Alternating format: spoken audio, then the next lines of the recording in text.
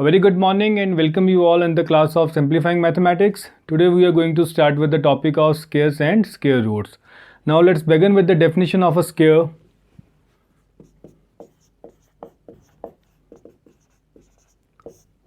Now for any number a, अगर हम कोई भी नंबर मान लेते हैं कि for number a, तो the square of this number can be written as a into a, that is the square of the number is obtained by multiplying the number by itself. तो अगर number को उसी के साथ multiply कर दें तो that is what called the square of that number. Now this is denoted by a square or it can be written as a raised to power 2. So for example, square of 4 can be written as 4 into 4. This comes out to be 16. So similarly, if we write the square of 9, so this is 9 into 9 equal to what? 81. Now next is perfect square or square number. So natural number is called a perfect square or square number if it is the square of some natural number. कि किसी भी हम number को perfect square तभी बोलेंगे अगर वो किसी natural number का square है. तो for example,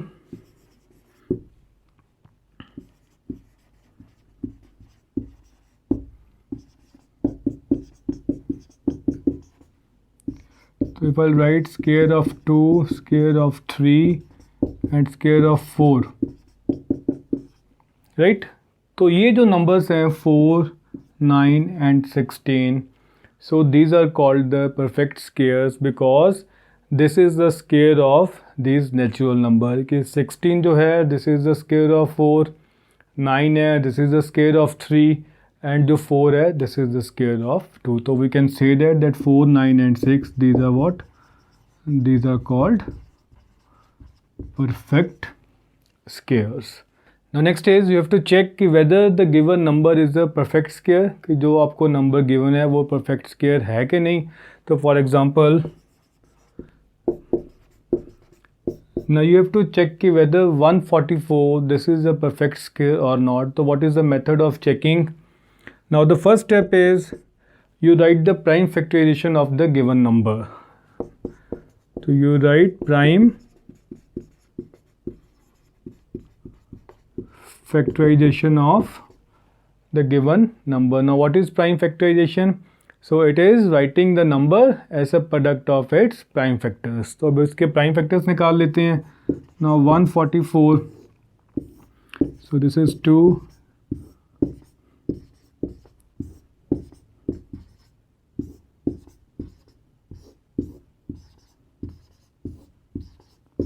so these are the prime factors of 144.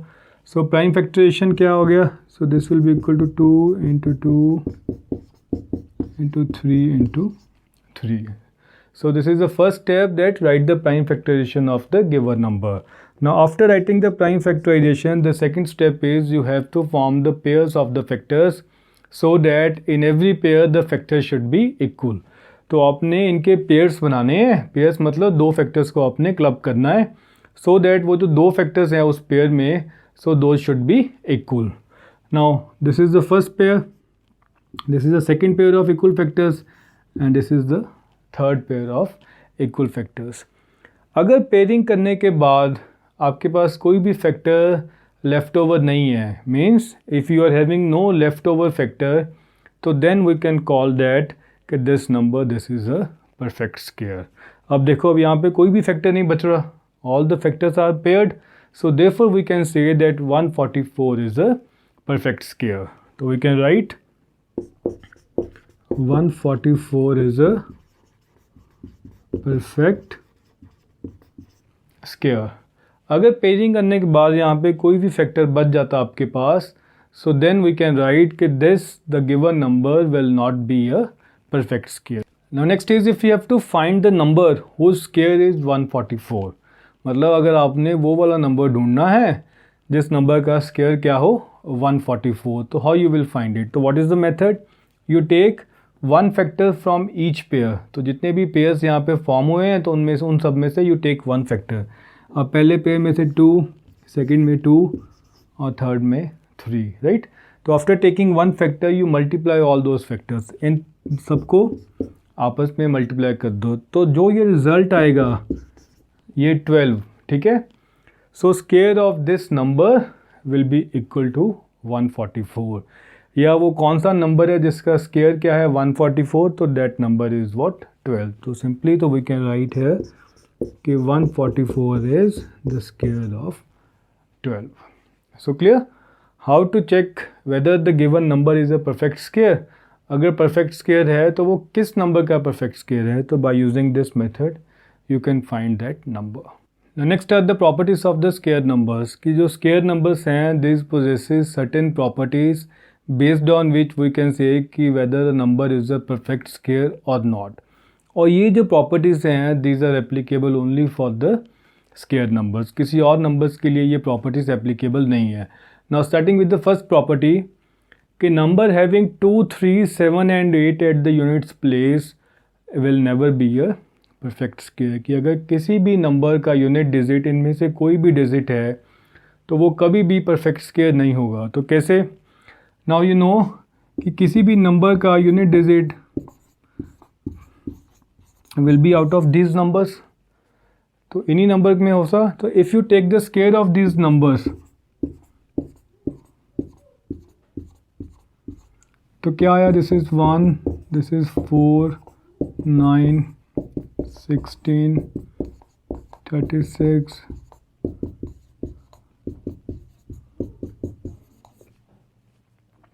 Now look at the unit digit of this squares. अब इन जो स्क्वायर्स हैं इनका यूनिट डिजिट चेक करो, तो ये कितना है 1, 4, 9, 6, 5, 6, 9, 4, 1 एंड 0।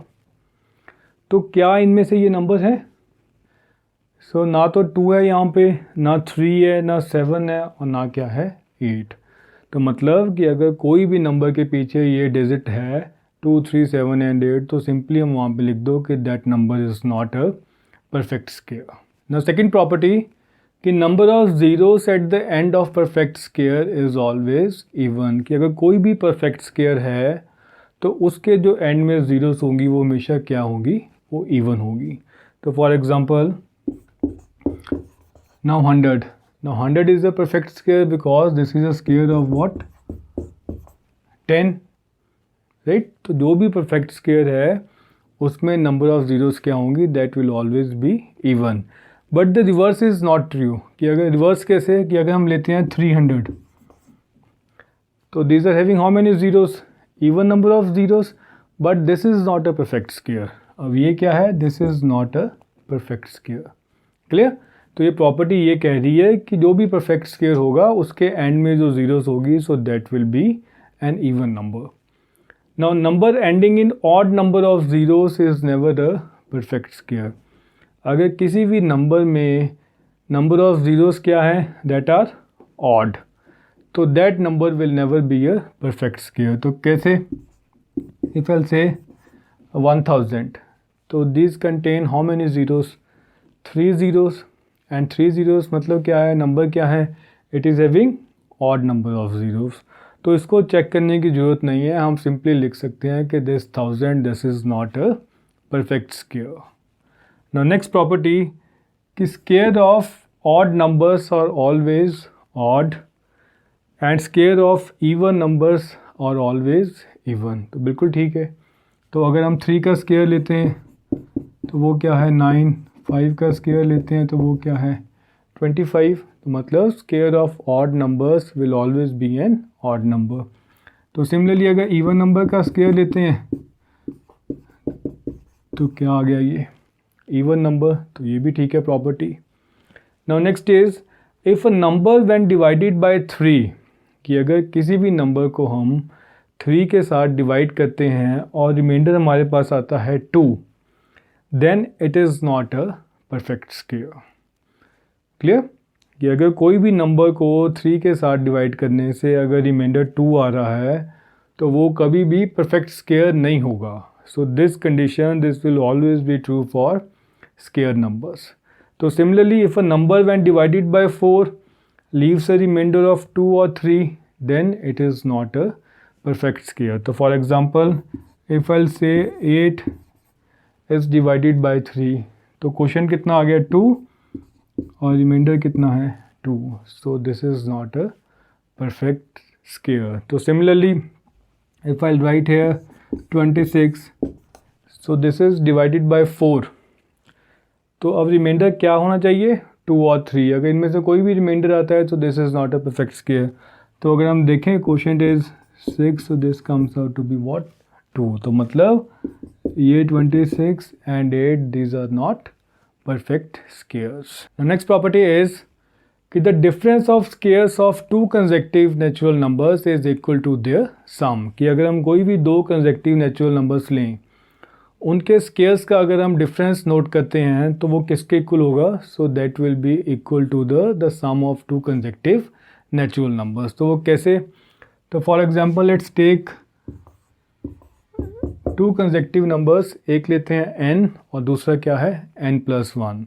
तो अकॉर्डिंग टू प्रॉपर्टी क्या है, the difference of the squares of these numbers, so that is n+1 the square minus n square, so that will be equal to the sum of these 2 consecutive numbers. तो वो किसके equal होगा n+1 and n. so this is the property. तो हम check कर लेते हैं इसे. तो लेट्स सपोज हम मान के चलते हैं कि n क्या है 3, तो n+1 कितना हुआ, so this is 4. now we take the difference, now 4 square minus 3 square, so this should be equal to 4 + 3. तो यही होना चाहिए प्रॉपर्टी के अकॉर्डिंग. हम चेक कर लेते हैं. तो this is 16 - 9, so this implies 7 = 7.